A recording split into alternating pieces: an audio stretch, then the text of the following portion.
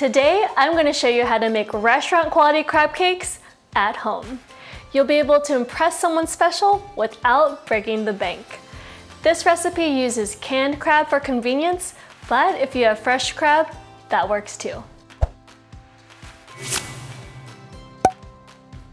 In most grocery stores, you can find fresh pasteurized crab meat in cans or containers. They're typically located in the refrigerated aisle near the seafood section. The first thing you're going to want to do is drain off any excess moisture, which I did already, and then roughly chop some of the meat so that you have some nice flakes. You don't want big chunks because it'll prevent the patties from forming together. To add some color and crunch to the crab cakes, I'm going to add some freshly chopped vegetables. Finely dice a 1/4 cup of red bell pepper.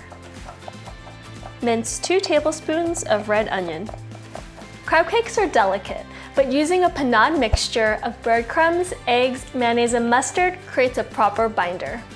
In a medium bowl, combine a 1/2 pound of crab meat, 1 cup breadcrumbs, 1 egg, 2 tablespoons mayonnaise, 1 tablespoon mustard, 3/4 teaspoon salt, 1/4 teaspoon black pepper, 1/4 cup bell pepper, 2 tablespoon red onion, and 1 tablespoon chives.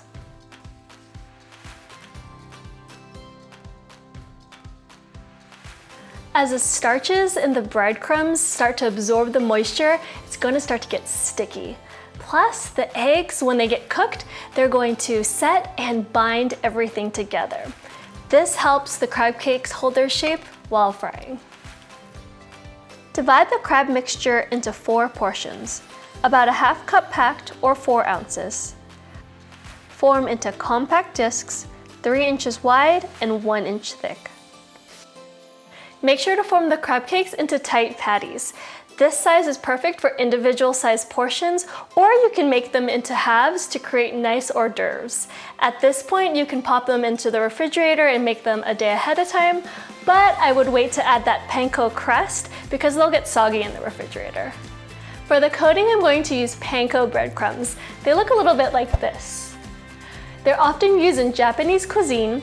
They're light, airy, and have a ton of crunch, and they're shaped into flakes.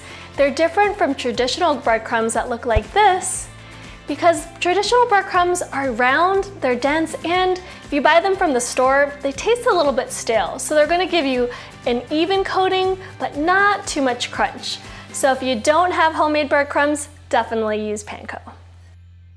Add a 1/2 cup of the panko breadcrumbs into a shallow bowl. Gently press and coat each cake. The little extra layer of panko coating is going to add a ton of crunch to the crab cakes. Let's go fry them up.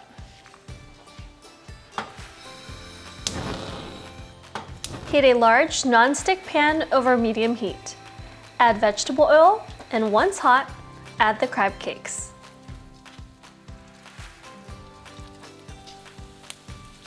Cook until the surface is golden brown, about 5 minutes on each side.